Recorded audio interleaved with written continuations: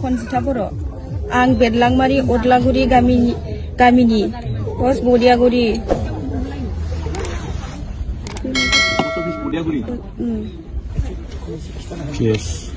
PS Gossaigaon जिल्ला क'क्राझार आं गावखौनो सानस'नो हायैयाव दाखालि साननैसो सिगां आंनि फेसबुक पेजनि गेजेरजों माखासे सुबुं समाजाव गनायजाथावै रिल्स भिडिअ हगारदोंमोन। बिनि सायावनो आं दिनै उनफिन सानफिन साननानै बर' हारि आरो बर' समाजनि गेजेराव आंनि गाज्रियै भाइरेल भिडिअ हगारनायनि सायाव खर' गंगायै निमाहा बिनाय जाबाय।